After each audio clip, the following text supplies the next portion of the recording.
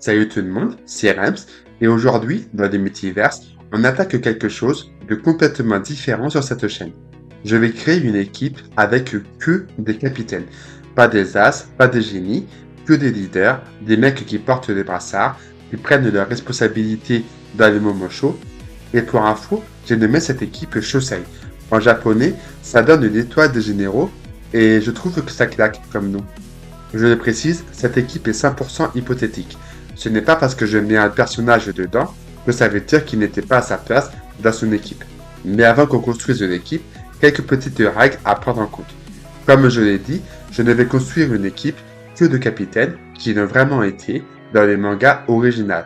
Du coup, une grande partie des stars comme Aomine, Kagami ou Murasakibara ne seront pas dans l'équipe parce qu'ils n'ont pas été capitaines. Ensuite, chaque joueur sera placé au poste auquel il évolue dans son équipe. Par exemple, Imayoshi est meneur de jeu, donc je ne vais pas les mettre au poste de pivot, ça n'aurait aucun sens. Et oui, évidemment, on va créer un 5 majeur avec tous les postes, donc arrière, pivot, meneur de jeu, ailier et ailier fort. Et croyez-moi, c'est beaucoup plus dur que ça en a l'air. Certains postes ont vraiment été galères à désigner, mais je pense avoir réussi à construire une équipe assez cohérente et équilibrée. Allez, c'est parti. Le premier poste qu'on va désigner ensemble, c'est le meneur de jeu de Shosei. Bon, je ne vais pas vous faire paroter longtemps, il n'y a qu'un seul choix qui peut vraiment venir en tête quand on parle de capitaine évoluant au poste de meneur de jeu, et je parle bien sûr de Seijuro Akashi. Akashi, c'était le capitaine de la génération Miracle, c'est l'un des 5 meilleurs joueurs du manga, voire même le meilleur.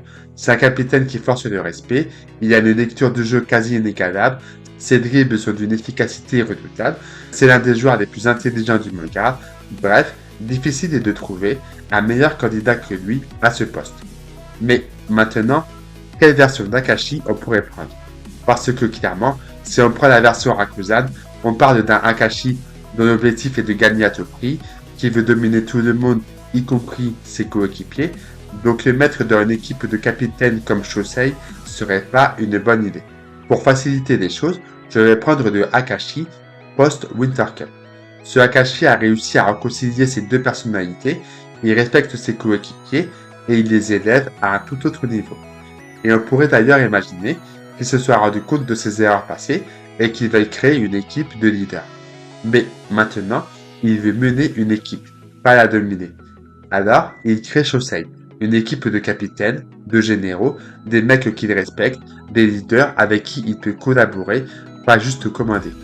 Je pense qu'on sera tous d'accord pour dire que Akashi est le meilleur candidat à ce poste. Après, pour ne rien vous cacher, j'avais pensé aussi dans un premier temps à d'autres candidats comme Kasamatsu ou Imanushi, mais Akashi est un meilleur candidat sur tous les points. Ensuite, on passe à l'arrière de l'équipe, et là encore, ce poste est facile parce qu'il y a un seul choix vraiment évident, Junpei Hyuga. Pourquoi Hyuga? Déjà, c'est le capitaine par excellence dans KNB, il prend toujours la parole pour motiver ses coéquipiers.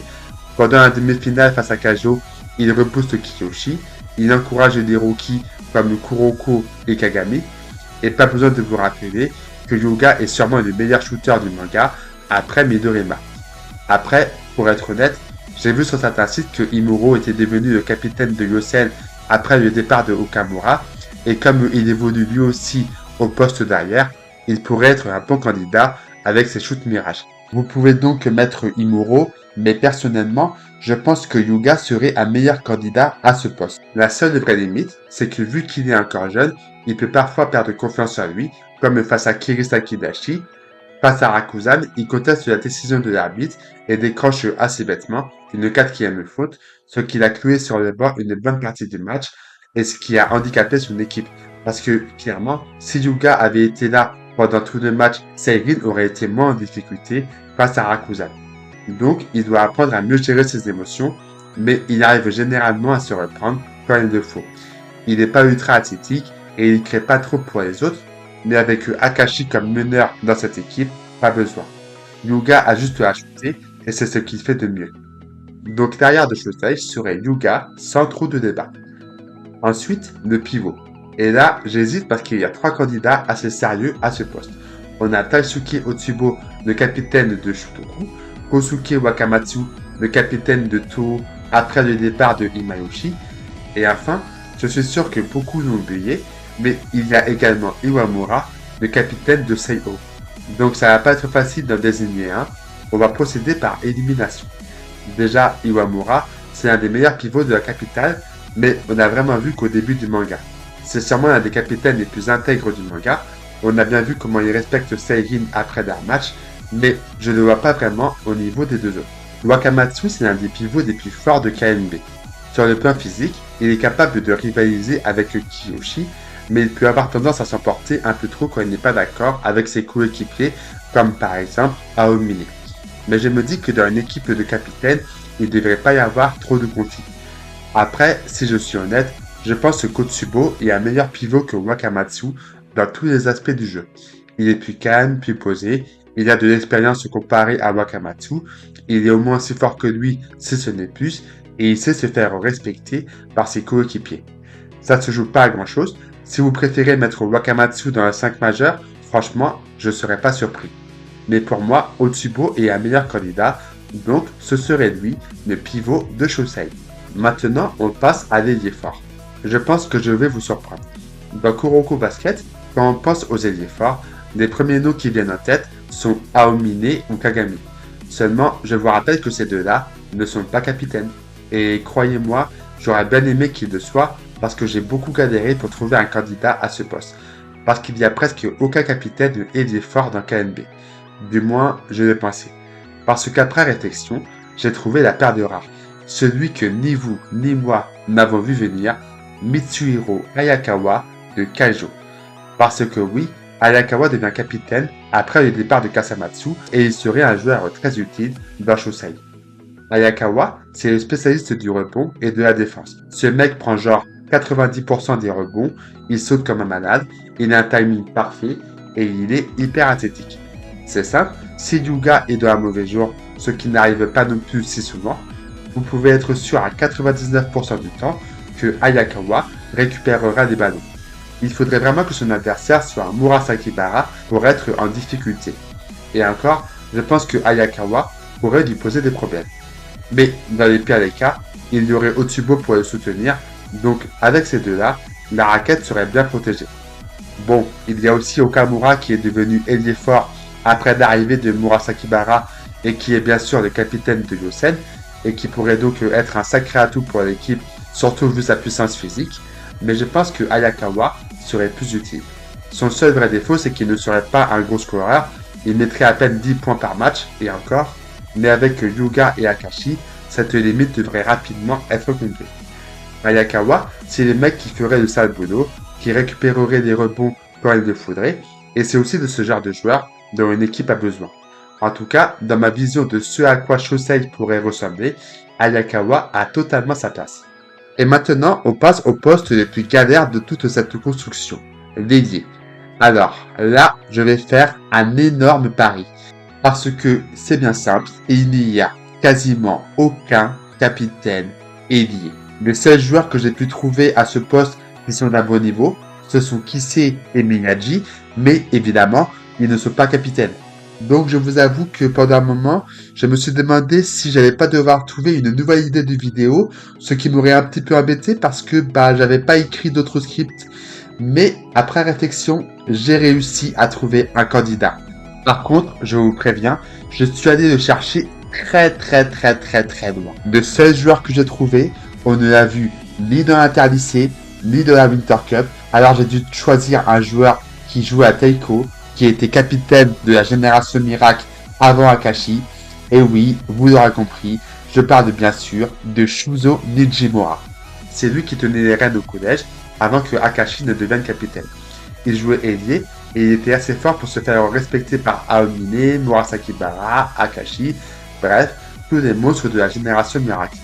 Il a arrêté les baskets pour s'occuper de son père malade, mais on peut imaginer que la maladie de son père se soit arrangée et qu'il ait recommencé les baskets. Le vrai problème, c'est qu'on ne connaît pas ce vrai niveau. Par contre, ce qu'on sait, c'est que Nijimura était un des meilleurs joueurs du pays à son poste.